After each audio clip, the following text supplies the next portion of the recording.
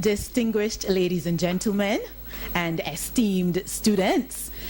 My name is Kayleen Kelman Holder, and it is indeed a pleasure to be with you here today. With me, I have my colleagues in the Ministry of Education, Science, Technology, and Innovation, Mrs. Yvette Eswick and Mrs. Sonia Story.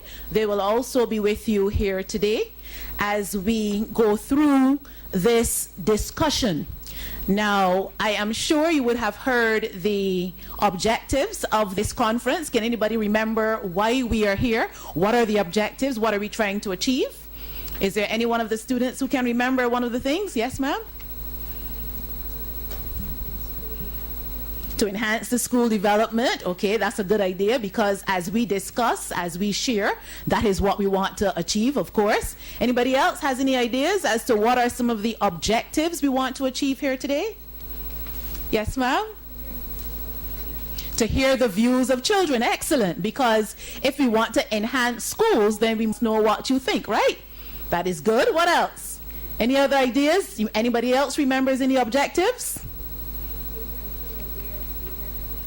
So we can become aware of the behavioral issues. Excellent. So those are three excellent ideas, not exactly stated as they should be, but at least you know what we are about here today.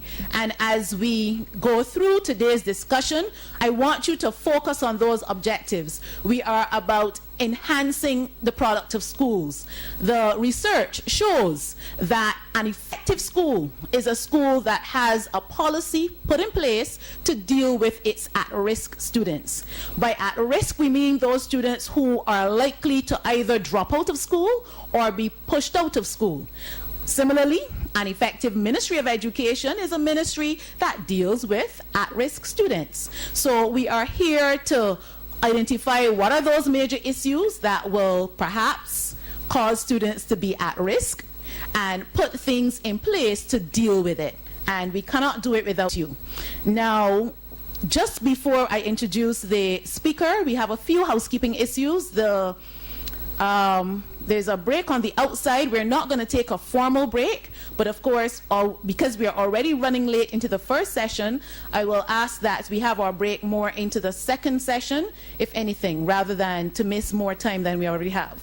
In terms of our sessions, typically they're an hour, but we want to wrap up the sessions just about 10 minutes or so before the actual end of the session. Again, I wouldn't enforce this for this session because of the time, and we want to give our presenter the maximum amount of time. But generally speaking, that is how we will operate during the course of the day. And I'll tell you more in terms of lunch as time progresses. Okay? So we want to have a very interactive session. As you look in your packages, you'll see that there are notepads. During the presentations, make a jotting of anything you think is noteworthy, and there will be a time provided where you can actually give some feedback. So I'm not going to take up more of the presenter's time. I'm simply going to introduce him. His name is Mr. Dion Olton. He is from the Caribbean Cyber Security Center, and I'm going to give you a little bit of information about him. His bio says that he's a UE graduate, and he's a certified ethical hacker who has worked with Lime, Flow, and Barbados Shipping and Trading, now Neil and Massey. And in his outstanding career, he has made a noteworthy contribution to information and communications technology and cybersecurity across the region. Mr. Olton's experience in telecoms, ICT, and cybersecurity has allowed him to perform roles in business process reengineering, IT risk assessment, security awareness training, and long-term strategic IT planning. With this depth of experience and passion, he has founded Enterprise Solutions to provide telecoms cost management consulting services. As co-founder of the Caribbean Cybersecurity Center as CTO, he is responsible for developing proactive plans to address the growing cybersecurity threats to the Caribbean's region's economies. So that is the information on Mr. Olton, Mr. Dion Olton. I noticed the students are very pleased with the idea of your being a professional hacker. well, an ethical hacker being the key term, and I hope that you will be able to learn from him. During this session, we hope that you will be exposed to the key benefits of the internet as well as the consequences of inappropriate use. This presentation will look at cyberbullying, HIV stigmatization, and common problems in schools, to name a few. So, Mr. Olton, over to you. Welcome. Thank you.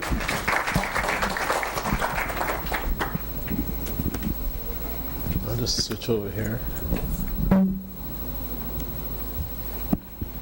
and get this rolling.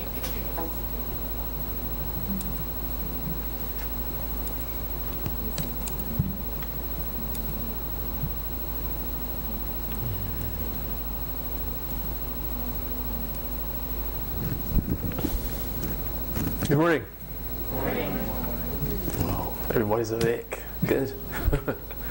One of the things that was missed from the bio is this stuff that I do, the socially responsible side of the Caribbean Cybersecurity Center. The company was started about 2 years ago. And when we look at what's happening across the region as it relates to, in simple terms, how people protect their computers, we recognize that while companies are not doing the things while companies are not doing the things they're supposed to do, in a big way, the technology is still moving quickly, right? And the persons responsible for keeping the region safe are not focusing on our most valuable assets, which is our kids. So we've developed a program called Think Click Surf, which was started in Curacao last year, September, and it allows us to have sessions like this where we go talk to kids and teachers and PTAs and deliver some good guidance in terms of things you need to do online today. Things that you are probably taking for granted, things that you can help to protect yourself. And the internet is all around us, right? Who's a smartphone? Who doesn't have a smartphone? 3 people, 4 people don't have smartphones, right? So the technology is all around us. We have smartphones, we have iPads, tablets, all devices, and we walk around with all this technology in our pockets. And with that technology comes access to data, access to the internet. And we need to make sure we understand how to manage it, right? Now, this presentation is kid-friendly, right? So it's going to deliver content that is appropriate for this age group here. But based on the delivery that we have, we've delivered this presentation to 4-year-olds because 4-year-olds are using technology today, right? My youngest son is 4, and he knows how to find stuff on Amazon and Yahoo and YouTube, right? He knows how to go find all the videos for the stuff that he's particularly interested in, and he navigates an iPad like he's 15 or probably older, yeah, because the kids are a lot smarter, yeah. So the first thing we're going to probably look at is to get an understanding of what this thing called technology is and how it touches us, how it reaches us. And the first thing to understand is, what is the internet? I see some bright faces over here. This session is supposed to be interactive. So the more interactive, the more questions you ask, the more input you give, the more dynamic I will try to be and keep you awake. So, anyone? Anyone? I saw a hand over there. Yeah. Lady from St. Michael's. What's the internet?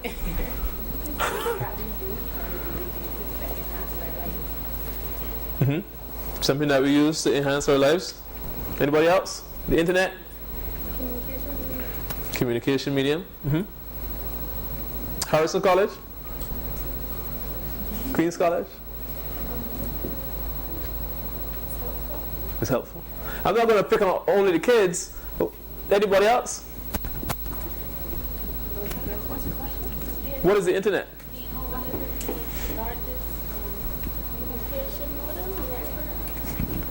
Good. We're getting closer. But the internet, as you can see from there, is a interconnection of networks. Large interconnection of networks, right?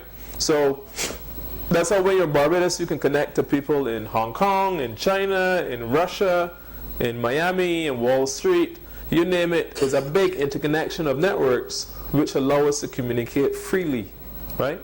And the internet has a trove of positives, but we need to be mindful of the dangers that exist, right, with the internet. These are some of the things that our kids are using the internet for. Play multi-user games, play with strangers, right? They play with people they don't know. You play with people you don't know. You just know the name, and you go into multi-user games online, and John has the highest score, so you're trying to beat John or play with John. You don't know who he is, right? Text, instant message, social media,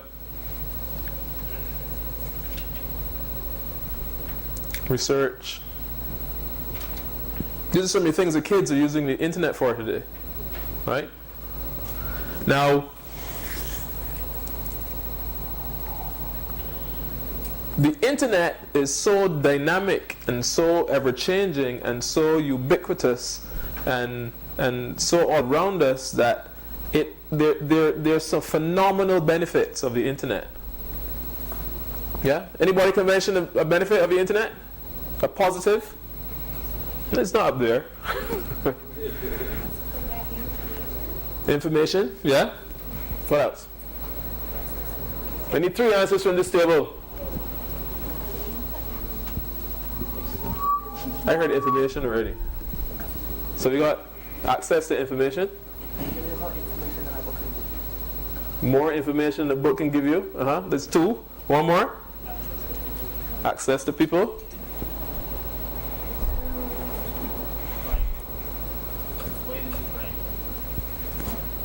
Good. Discover.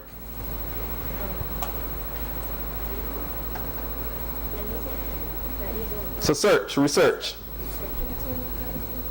Say again? Entertainment.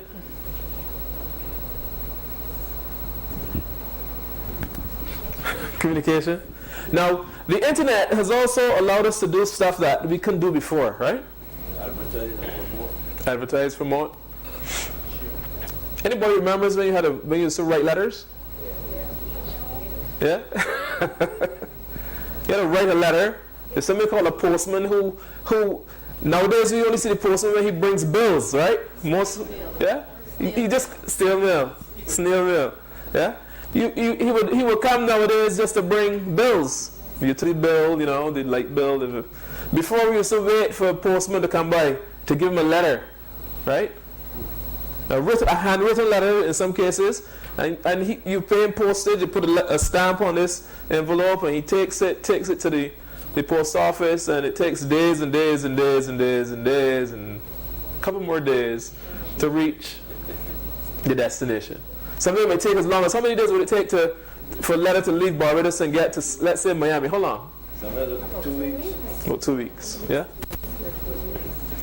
Now the internet, since it's a massive interconnection of networks, allows us to communicate instantaneously. Yeah? Now here are some of the benefits. We had looking for information, research, publishing your work, advertising. Yeah? You can get your product out there in a flash by using the internet without using, traditional the old way of marketing and promoting. Yeah, the internet is one of the fastest ways of getting your business, your name, your product, your visibility out there. Yeah. Innovation in science and technology.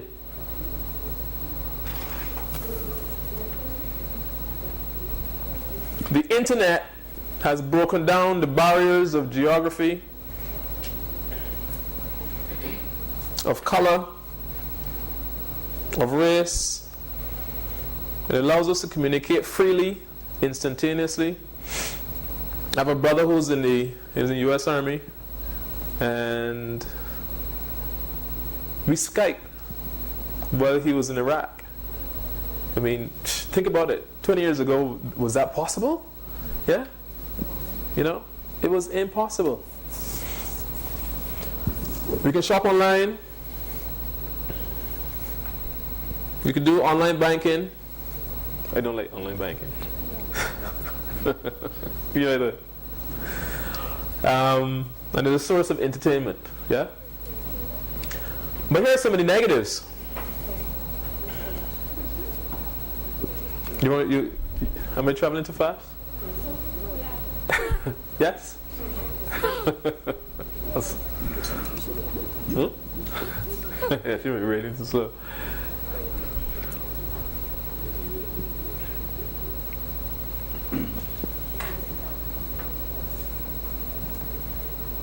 Here's some of the negatives. These are all. Theft of personal information. We heard of identity theft. Yeah? This isn't a big thing in Barbados, but it's big in the US. And identity theft is where someone gets your personal information, your name, number, age, address, and they can pose as you. Right? It tends to be more prevalent in the banking arena. Yeah, so they will steal your credit card or steal your credit card information, right? And go get another card with your name and address and everything, and then you see all these bills coming out your house with a new card. And you don't know anything about this new card, and all the bills come in your house, and then the collector is going to call because you don't know anything about this, so you're not going to pay it, right? All these are this is one of the negatives that exists out there. Viruses, we know what viruses. We know what malware, yeah? That malicious software that gets on your computer, slows it down. Some of it sits there and harvests information on you. The same personal information it harvests on you, right? And then there's someone, the person who wrote the nasty software, they're at the back end collecting the information on you, and they do the same thing. It's all targeted at getting your personal information, getting into your bank account, right? Online harassment or cyberbullying. I know there's a big campaign going on, a no bullying campaign going on. But it doesn't address, based on what I've seen of it, it doesn't address cyberbullying.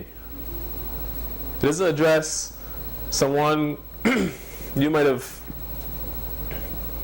on your computer in a public area, left it for a couple of minutes, someone would have gone and probably changed your password, gain access to your social media page, post stuff about you on your page that your friends can see, and you're clueless. Yeah? You're clueless as to how it happened.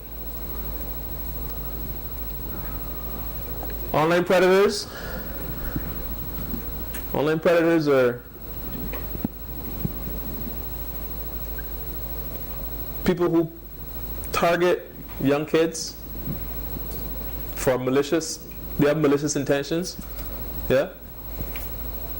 They might be sexually motivated, it might be physical harassment motivated, but they use the internet. Since the internet is now one of the easiest ways to reach people, they use the internet to reach kids.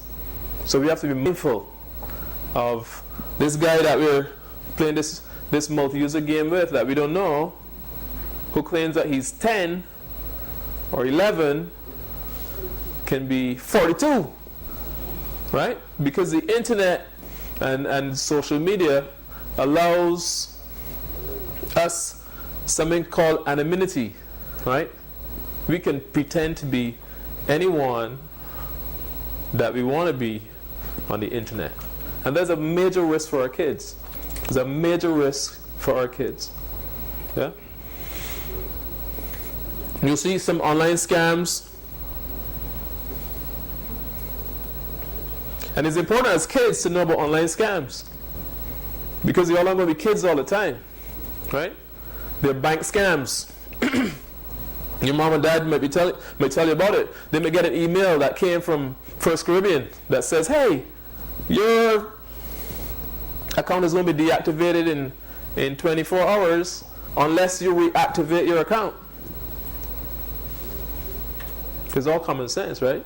If you have online banking with First Caribbean or any bank, I just pick First Caribbean for example, and who has more information on you than anybody else? The bank. So why would you need to reactivate your account? There's a part of a scam called phishing, right? The fraudsters and the hackers, the fraudsters and the hackers, they use something called social engineering, right? So they're going to create or craft an email. I'll give you an example. Right now, Bumba, right? Everybody knows Bumba, Calypsonian, won the title a couple of times. No, only once. See? But he's well known. I don't know if you all know, there's a star in our midst, right? Monster. So, let's say I wanted to get some information on him. Right now he's in the Calypso. I know he has a smartphone. Can I see your watch? I know you like Echo Drive watches. So I'm starting to build a profile on Bumba. I know his name, yeah? I can target him. And I send him an email. And here's going to be the title, right? Get access to the... Say again? $1 million. That won't work. He's running that. But that happens too, right? Nigerian, yeah. So back to Bumba. Saw you last night at the tent. Check this out. What do you think you could do? Check it out. He wants to know, he may not know the person, he may not know the person who the email is coming from, but they saw him at the tent last night. Right? Because there's all the art of trickery. And in these harsh economic times, you see stuff popping up. My friend here mentioned Nigerians. You see stuff popping up. Emails that come, I have $1 million in a bank account. I need to transfer it to Barbados. I need you to help me get it to Barbados. Give me an account number. Now, anybody who opens an account, what the first thing you got to do with this account that you open? Okay. Say again? You got to put money on it. So when you put money on the account, what these guys do, they try to transfer money out of your account. Right? That's what they're doing. That's what they're going to do. They're going to make sure that you have money in the account and then transfer the money out of the account. Now, if that is done to about, a lot of people fall for it, by the way. Right? Because in these harsh economic times, and you have a chance of gaining 1% of $1 million, right? Or even 0.5% of $1 million, you're going to try to go after it. It's not going to cost you anything just to get my bank account information. No problem. I'll send it. Yeah? We see, so I mentioned bank scams, the Nigerian scams, anytime you get any information requesting any personal data from you, from an unsolicited source, delete it as a golden rule. Right? Moving on. Now here's why it's so difficult. No, kids and adults, we all targeted. Because one thing that is true about the internet is that it creates a global village. Right? It doesn't matter that we're in Barbados. Once you go online, we are online. We're on a global village now. Yeah? We go out, there's a little red beacon that goes off each time someone goes on the internet. And it doesn't matter if you're in Barbados, it doesn't matter if you're in Hong Kong, it just doesn't matter. We're on the same village, the internet. So, and I want you to remember that, because further down, I'll share some statistics with you, which are US statistics, but we're on a global village. So, US statistics are our statistics. Yeah? We are part of that. So here's why it's so difficult.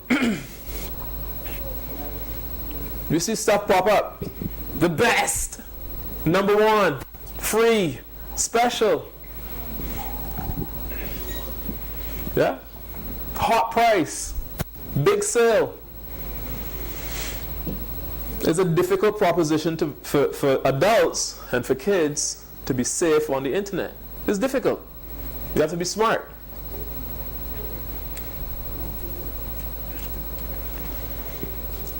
It's a difficult proposition.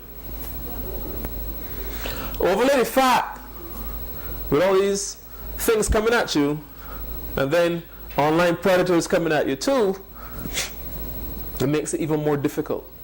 Yeah?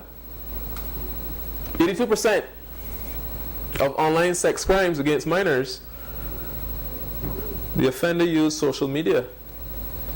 So all that content that you all are pushing out there, right? All the content you're pushing out there on Facebook and Twitter and all that stuff, you got to be careful. Now here are the stats. I mentioned that first one. At least 2 million girls, at least 200 million girls and 100 million boys will be sexually victimized before they reach adulthood.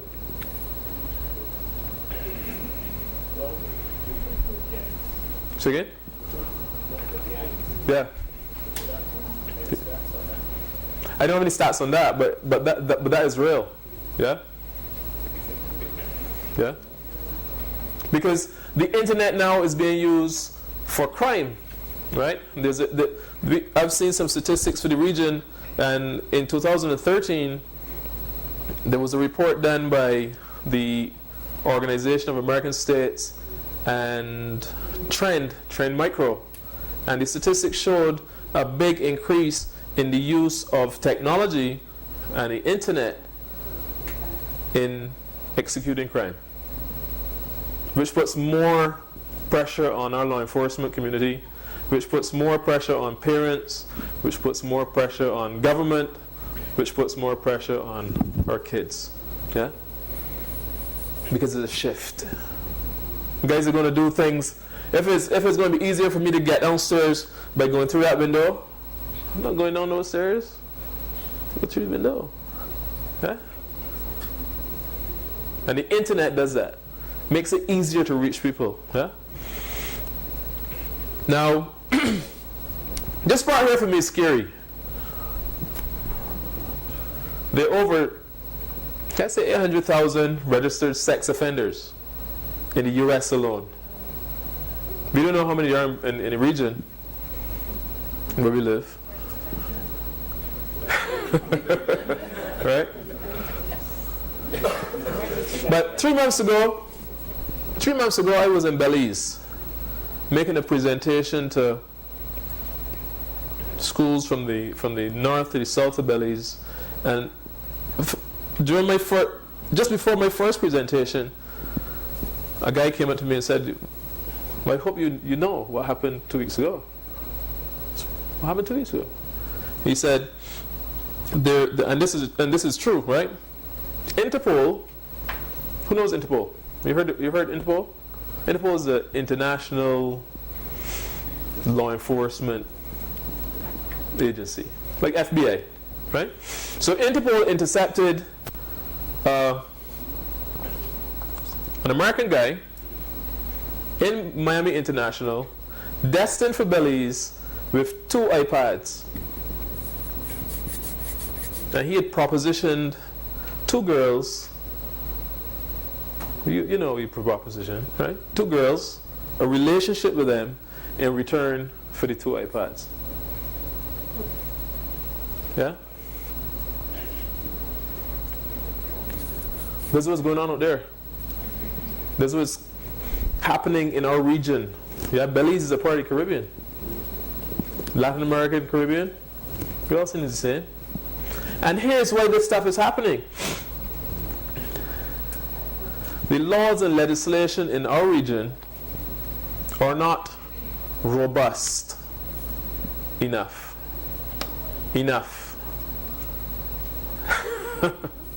Right? They're not in line with the technology. You can get away with stuff. I've seen cases where people got away from stuff because the laws were not in line with the technology and what's happening in the technology. Yeah? Or I should say, the punishment was not in line with the crime. So, Albert Einstein said, "This world the world will not be destroyed by those who do evil, but by us, if we do nothing." Yeah? If we do nothing, if we continue to be cavalier and push all the content about ourselves out there,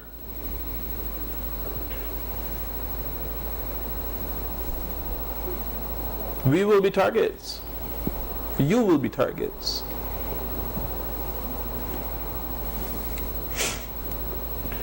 So we got to be internet safe. There's some fundamental things that we got to do.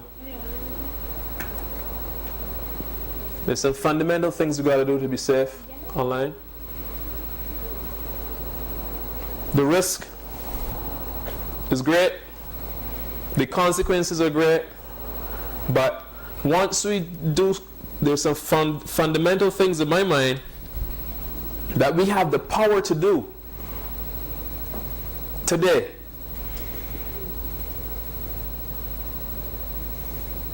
To protect ourselves, to protect our family.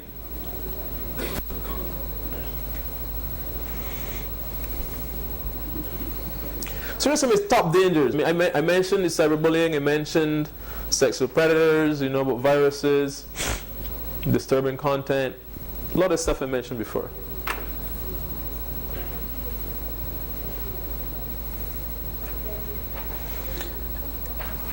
Cyberbullying is a little different from the bullying in schools, the physical bullying where someone takes away lunch money every day, that is more one-on-one. Cyberbullying is on the grand scale, is global, right? Because if I post a negative comment about, what's your name? Sean. If I post a negative comment about Sean on Sean's Facebook page or on my Facebook page about Sean, all my friends see that, all his friends might see that, and depending on on the privacy settings I have on my Facebook profile, everybody could see it. So how do you handle that? Right? I could go tell the teacher, and hope that the teacher takes action. Yeah? But the thing about the internet and the social media is when you put content out there, who owns it? When you put stuff on Facebook, who owns it? On your profile. When you post pictures on Facebook, who owns it? You're the one that posted it, So you have ownership. Semi-ownership. When you post it out there, it's gone. It's no longer yours. You have access to it on your profile, but you can copy it. And if it was irresponsible or inappropriate content that you pushed out there, right, about someone, which is the cyberbullying side, right? If it's irresponsible content that you pushed out there, and then you're reprimanded, you decide to take it down, 1,000 other people might have seen it and copied it. So you pull it down, but somebody can still have it. So who owns it? Anybody who can see it can have it. So you need to be very mindful not to post stuff there that you don't want other people to see. Of course.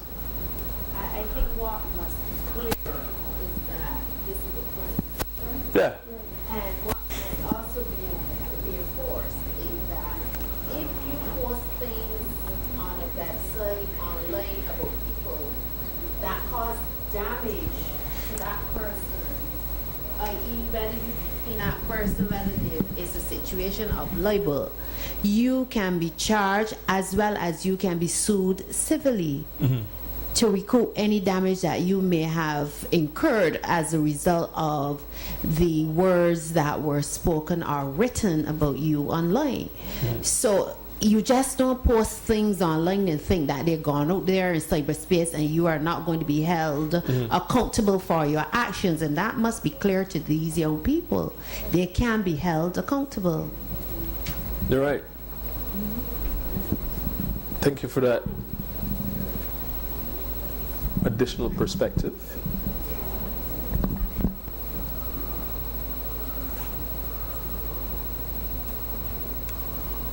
So how to deal with cyberbullying? Well, first of all, never respond to it. Yeah? This is guidance that we as parents and teachers need to give to the kids. And this is what kids have to do. Don't respond to unkind comments about yourself. Always, always, always, always, always notify a parent or a trusted adult. You cannot handle it alone. Always remember that, because if it's gone global, how can you handle it alone? You're just one person in the whole ecosystem of the internet. Yeah? You can't handle it alone. Sometimes you might need to involve involve law enforcement, as Miss Willoughby said. Yeah? You might have to involve law enforcement or take legal recourse as a result of what content the person might have posted about you. So is it indeed a crime then can a child, because again when we speak of children, we're speaking of under the age of 18, right? Is it indeed a crime, and how will these children be charged or? Well, I think since it's will be open, the can of worms about the law, I think she should probably answer that one, because they got police officers? I didn't even know they got police officers in the house, right? The police. I should have asked Susan. What is the in terms of if a child posts some negativity on the social media, can this child be charged? How is it dealt with in terms of the law? What is considered a threat?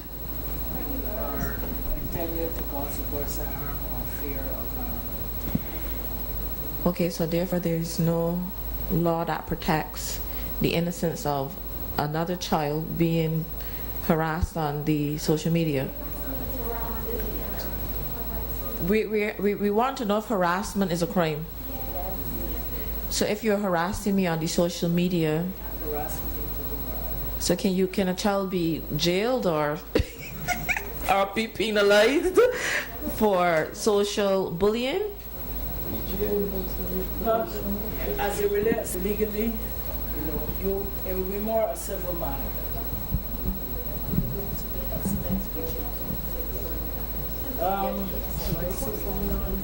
Right. Everybody can hear me, right? Right. Oh, you're recording. Right.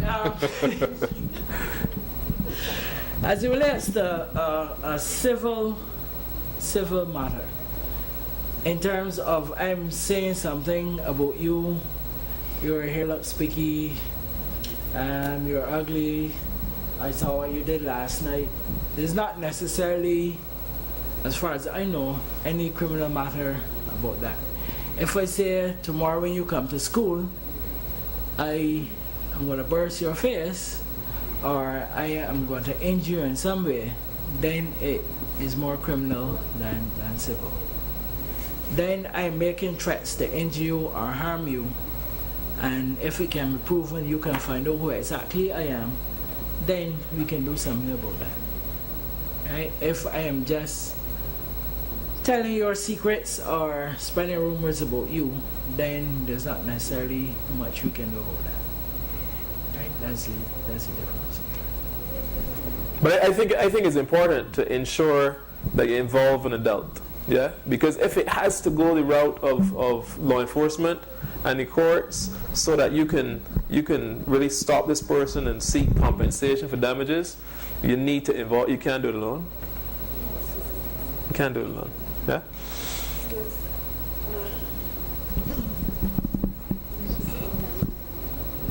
I had an incident with my son. He had just started Facebook, and he's a very quiet, well-mannered boy. And I went on and checked his chats, and they're always like, "Hi, how are you?" You know, just very mild and very small. And one day there was this berriffle of cursing this girl, and what we did to her mother, and all this kind of talk. And I cried for days. And I kept saying, "Tell me," you know. So I went to the headmistress. What had happened? She told me, deactivate the account. It's a big problem at school, hacking. What had happened is to play Minecraft, the boys. Mm-hmm. They shared each other's passwords because everybody didn't have access to everything. And this is what happened. And I told him how dangerous it was. And he needed to apologize to the girl and needed to smooth things over because of how she might have felt about it. And next thing, her friends might have gotten involved. He might have been victimized at school, hurt. All kinds of things could have happened to him because of this. And my advice, as much as it hurts him, take them off of it. As I told her just now, America, I guess, or whoever it was, called me to ask about his green card application. But he's just curious. He just pressed everything he saw within the week. And all kinds of things started happening, you know? So they're curious, they're creative, it's exciting. They're sometimes lonely because you're so active at school. You go from school to home, to homework, to school again, and there's not a lot of the stuff that we did as little kids, ride bicycles in the neighborhood, play, go by each other's house and chat and things like that. They do a lot of things because they're lonely and they want friends and they need to communicate outside of their family. And it's very, very, very seductive. So I don't know what you need to bring back in the human element into their lives. Yeah. Because they don't mean anything by it. I'm sure you all agree. You don't really mean anything by it, but a lot of mistakes are made online. And they don't really, you know. I think one thing that's clear is that we always need to remember, once we push it out there, any content, even if it's just a text message or a chat, any content that we push out there can always be traced, cannot be taken back. Yeah, cannot be taken back. Say anything that you put out there can be traced. Yeah. So therefore, in a situation where a child regardless of the bullying again, you can actually find the culprit even if it's under an alias. Yeah. You can always Yeah. trace it back. You can always trace it. you can always trace it. You always trace it. And the other thing about it, right, and we all need to know this, right? All communication via Facebook is unsecure. So all the chats that you're doing, you know, somebody else can see it. It can all be intercepted. So don't say nothing out there that you want to buzz now. Understand? Don't say anything, don't text anything that you don't want anybody else to know. You asked it, I was from the person or the source? The source. She meant the source. Yeah. The source. And the IP address was. Yeah, source. Source. I find also that the kids especially put little one-liners up there just to start a buzz and a reaction, and everybody comes in. Yeah. Ends up nasty sometimes, but it is. They try to, you know, just rile people up with, and it makes them feel sometimes you get them in control. And the thing about it, I mean, we hit on it. It bounced around before. The internet allows anonymity. One, it allows it takes away the face to face. A lot of people and kids are not just that, but some people are more comfortable saying things behind a screen with a keyboard and a mouse than saying it to you face to face. Take away the inhibition. Yeah, take away the inhibitions. Yeah. I think sometimes what happens, you talk about anonymity, but most of our children put up their faces. You may use a fake name, but then you put up your image. Your image. I was surprised with my phone. I was playing with the phone, and I went on WhatsApp, and I was downloading all the images of everybody I know who has a WhatsApp picture, so that when I put it to my contact, so when my phone rings, I can see the face. I don't have to look. I can barely glance to see who is that calling. And I was amazed that I could sit down and download almost every single image of anybody on WhatsApp who has it. Yeah. And I was like, so why would I put up my face? And sometimes things we do simply, and we don't understand or realize how easy it is to capture information. Yeah, it is. It is. A lot of the information that travels across the internet travels in clear text. Clear text means that you're on Skype and you're chatting in Skype and you put in don't tell your name and age and hit enter, and that goes to the next person. That travels in clear text across the internet. Clear text, which means you can see what was sent. So you need to be mindful of the things that you say on the internet, because while there's some security measures and security controls in place, everything is not have the security protocols running on it to make it secure. Yeah.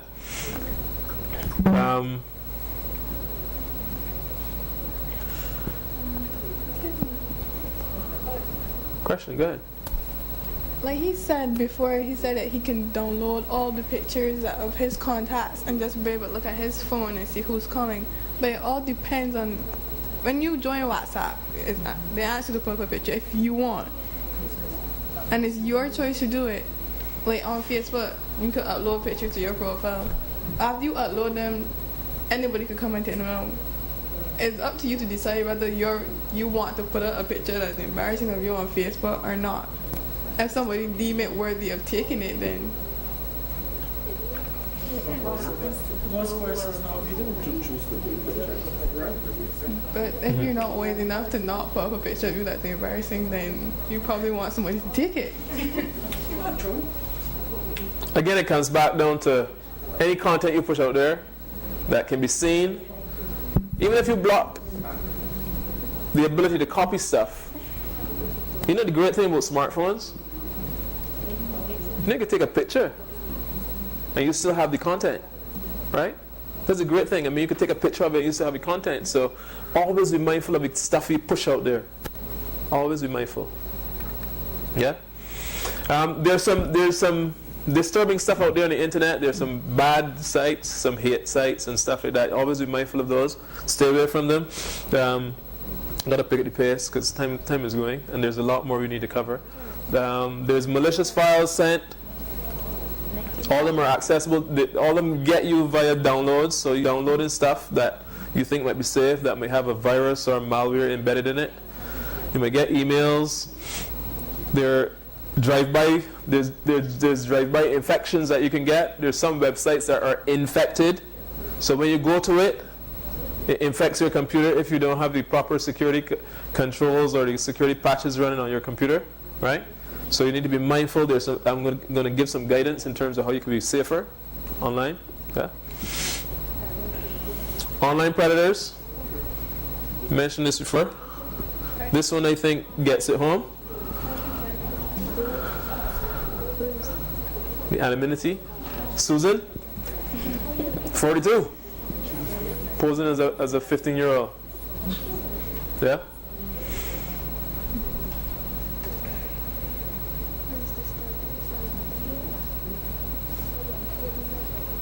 And you know how younger boys think that they should have an older girl.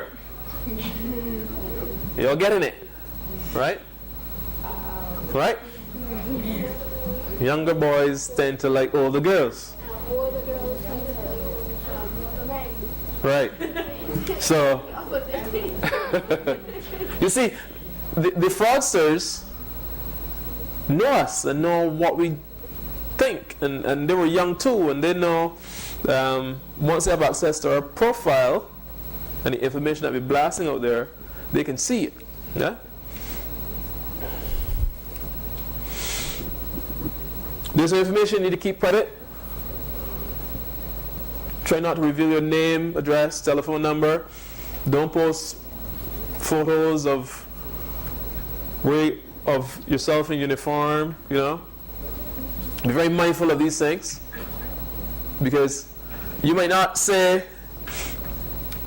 in your Facebook profile that you go to Harrison College, but you take a picture in a Harrison College uniform, right? So they know. So someone who's profiling you knows where you go to school. So you need to be very smart. It's all about being smart and reducing the possibility of someone taking the information you've posted on Facebook and using it to gain access to you or your family. Yeah? The privacy settings are there for a reason. Yeah, go ahead. In terms of Facebook, have we lost that, right? Before I had a Facebook account, people saw me every snap pictures of you on Facebook. I didn't know what Facebook was then, but then they joined up and recognized that I could take pictures of everybody looking at on Facebook and tag them. And tag? So, trying to hide more information, have you lost the ways? In some cases, yes, because it doesn't even have to be Facebook. If you go Google, Berkeley Law, hit images, it's going to pull all the information. It's going to do it like a data mine. It's going to pull all the images of Berkeley Law from different sources, right? It could be Facebook, could be Barbados Today, it could be Nation News. It's going to pull all the images of you and present them to me. So, yeah, I think we've lost that race. I think so. Go ahead. There is also a discovery that you can also find your WhatsApp pictures on the internet too. Yes. When you Google your name. Yeah. It happened. Excuse me. Is there any way, like, you know, like when you're on Facebook and they and when you post something, it actually tells you where the person posted it from? Yeah. Is there any way to turn that off? Is there any way to turn that off? Yeah. The question was, you're familiar. You know, when you're texting or you're posting pictures in Facebook, sometimes you see Enterprise Christchurch pop up, and the person like is from Enterprise in Christchurch. There's where they're posting it from, right? So it has like an element of GPS enabled, right? So it kind of tags you, your location that you're posting from. It still camera. Like if you take a picture and then you get this camera. That's a difficult one to turn off. It's supposed to be safe, right? It's supposed to be safe. But in terms of smartphones, I realize I got so much more to go through. See a lot with the young people and some older people do it as well. It's very annoying. In the bath, driving, Yeah. school, in the kitchen, peeling potatoes. And I'm like, what nonsense is this? So therefore, you can see the danger of it. I know where you live, and you simply have to post in the bath, and I'm outside watching. I know what is at home with you. Yeah. I can be in the bath with you. Yeah. So I mean, this is enormous stuff. You know, even adults are doing it as well. It's annoying. Yeah, you're right. I'll just jump to it because you just hit that button, and here's the stuff you need to know about the social media. Yeah, the photos, the messages, the status updates. So you just said where you work, names of your children, the schools they go to. Tell people everything about you. You don't have to wonder. They now know you've told them everything. And it's called your status. Status. Yeah? You are taking the whole family to Miami. You take the group pic and put on the caption, in Miami. Yeah? Tell everybody you're in Miami. In Miami with mom and dad. And they do some research and realize there's only 3 of y'all in the house. I mean, the house empty, so we're going to rob your house. Right? There's a consequence. That is a consequence of pushing too much information out there, and it's going to make us vulnerable. Highly vulnerable. Yeah? Highly vulnerable. Not to push too much information out there. It affects your privacy, and, you know, crime is then going to be one of the end results. Someone will break in your house. You could be a victim of harassment, of a predator. There's a lot of negatives that can ensue from there. Yeah? Huh? Need to take a break? Okay. Okay, I'm Just just take a going to break. allow you to take a break at this point in time. If you want to. You know where the refreshment is? I see some applause. You know where the refreshment is, but we're just going to ask you to take it. You can bring it into the room so that we can continue. So it's not a pause, a lengthy pause. We're just, you know, taking a small break. So go quickly, get your refreshment, come right back. They're not hungry. Look at them. They're moving so slow. They're moving so slow. They're not hungry. They can do this for another 2 hours. Yeah, because we want to start. I want to share a 3-minute video with you. A 2-minute video of my 5 minutes.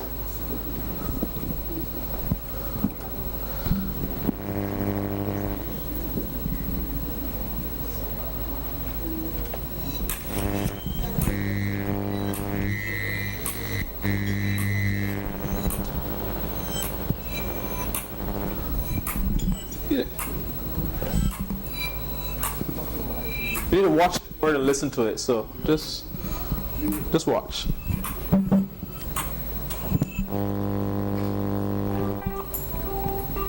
Yeah.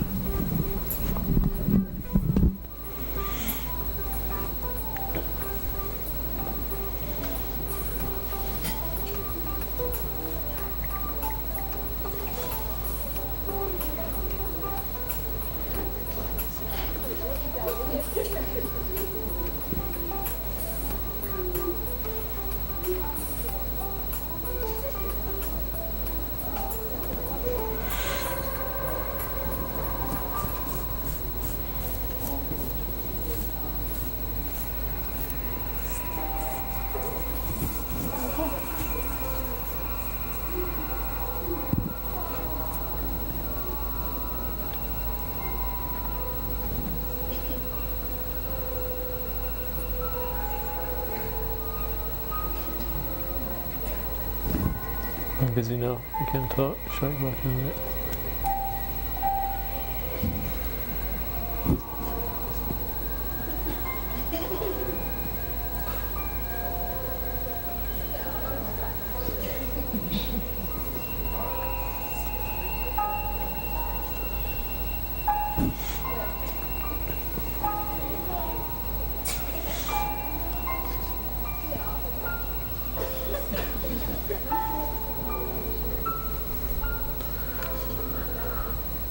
Normally there's a big conversation point right here after this, right? So y'all got adults, you'll need to invite me to your, you know, PTAs or schools or whatever, so I can come do that. But for now, I will summarize it by saying some things jump out there. One is anonymity. When you first watched it, you thought the boy was talking to a girl, and then it shifted. Anonymity. The boy was talking to an older woman who drinks, and you know, is probably a pedophile. The girl was talking to a man who drinks and smokes, and you know, he looks as though he had creepy intentions, suspicious intentions, right? So it just goes to show us sometimes when we're out there on the internet, we don't know who we're talking to. Yeah? And that is the first of a series of public service announcements that we've done. There are more to come. We have 11 more written, and they're age appropriate, and they're specific to kids. They're by kids, to kids, from kids, and we touch areas like internet etiquette, spyware, viruses, privacy, passwords. Don't share your passwords with anyone, right? When you walk away from your laptop, make sure the session's been locked, or else somebody can have access to it. We talk about stuff like losing tomorrow's job, yeah? All the inappropriate content that you post out there. Recording people doing inappropriate things in schools. Yeah? Like, I can say this. Sex in schools. Yeah? Sex in schools is a global problem. Right? He's not allowed. He said he's not allowed to hear that word. But it's a global problem, right? What we need to do is understand there's appropriate and inappropriate. There's things you should do at school, things you should not do at school. Having sex in school is wrong. Recording someone having sex in school and posting it on Facebook or YouTube is recording pornography, right? Which is a crime. Yeah? It's a crime. It's a crime. And crimes are punishable by law. Yes, please. Posting videos of other children fighting. I'm seeing it all the time, especially in school corridors, not only on the school premises, but in town and other places where they frequent before and after school. I saw a video recently, and I recognized the uniform, fighting quite badly in Bridgetown online, and I was wondering, you know, what consequences there are to these young people posting these types of videos. I think I want to pass it on to the police. I think, for me as a parent, I know what the consequence would be, but I would like the police and the audience to address that, because I'm sure this isn't anything new, right? Yeah, this is stuff that happens every day. In terms of the sexual, forget the internet. When you get a report, right, that kids are fighting in school or fighting in town, and you go to the scene and you see this for yourself, what recourse do you have? What do you do? Wow. As a law enforcement? If you're fighting and you're injuring somebody, you can be charged for assault. If it's like in a group and persons are fearing that they themselves will be injured, you can be charged for causing the disturbance. Right. If you are videotaping it and posting it, I am not sure. I will have to research that again. I think on the Computer Misuse Act, there may be something to do with that, but I'm not quite sure. But in terms of videotaping and posting it, I would say that there's nothing wrong with that. In terms of legally, but I stand corrected. I can stand corrected on that. As a parent, I would like to take a look at that as a parent, right? As a parent, because there's several. The good thing about this conference that's going on today is that you will hear from stakeholders, right? I have 3 sons. If I ever see any of my kids posted on anything, doing anything wrong, they have to answer to me first and then the law, right? And it's all about parenting, right? If your parents are committed and want you to be in the best environment possible for you, to nurture you and empower you to excel, they will be involved in stuff like that. They will guide you down the right path. They will ensure that if you're the person who started that fight, there are consequences for that. Yeah? And that's a ticklish. Yes, go ahead. I'm finding with these kind of videos though, that it's a lot of adults that are spreading them as well. And they go in, they would pass it on and post it on. Look what these children are doing. Then they would relay things that happened on the bus that they saw, really inappropriate things. Inappropriate. Verbalize it. So now you're putting all these visions in other people's minds. Because I've read a few, I know delete them because they're spreading pornographic things, the way they relate it, the things that they're spreading. There's a lot of adults doing it. They see these things, they put it up, and then they get there and say, this is so disgusting. I saw a kid doing this and that, and they're just spreading humor, all this kind of talk and bad talking, but they're spreading it. Yeah. It's very irresponsible. Good. Sometimes the videos posted might not be real. It might be a scene. It might just be like a vine for fun. But some people might take it like real, and then there'll be consequences. Yeah. And not only that, There will be consequences. and these people have changed their lives and moved forward, and it haunts them because they keep coming back on it. Stuff, you know? Just relating to what you said before, like how adults post comments on like how I was on the bus and the student do this and the student do that, but not only do they put the blame on us kids, but I travel on the bus almost every day, and I remember a time I was going to my mother's workplace, and this lady, she apparently had a problem with this child, and she was crawling on the bus and she was getting on, and all the child was trying to do was ignore her, and she was like, you ungrateful child, and you always doing this, and always. She was putting the blame of more than one child on one child who had nothing to do with it. But then she posted, or she got on her phone and she posted, you could believe this child on the bus did this to me. They're doing this, and the children, and she put the school, and then 5 minutes later it was on my Facebook, and it was posted around for all the adults on my Facebook. They were saying, the children of today, what are they becoming? The child had nothing to do with what was going on, but they don't know that. Another side of that content, right, is now I might post it on your profile, right? You apply for a job. So we do a public service announcement on how to lose tomorrow's job, yeah? So you might have it on your Facebook page, and you apply to Caribbean Cybersecurity Center for a job, right?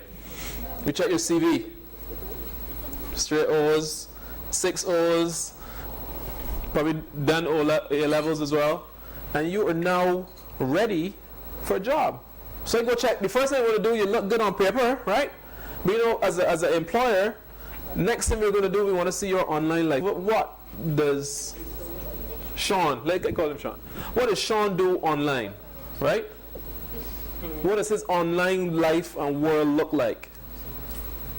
So I go check his profile and realize that, well, he's not in a fight, but one of his friends posted on his timeline, right? And he did nothing about it, he kept it. Or even worse, if it was adult content or pictures posted on his profile and he kept it, did nothing about it, I'm going to think twice. He didn't post it, but he is now going to be judged by association. He's associated with that content, and a part of his conduct is associated. So one of the things that I always remember is one of the privacy settings on Facebook is to block people from posting content on your timeline. You have to accept it. There's a setting that you need to use because you can lose tomorrow's job real easy. And everybody needs to have their own independence, right? So we need to make sure that we don't do anything to harm it. One more slide. I'll shift this because we'll provide some handouts for you to take. This is called Cyber 5. This is some tips for kids. 1, don't tell your name and age. Don't post safe passwords. Only go on good pages. Don't speak to strangers.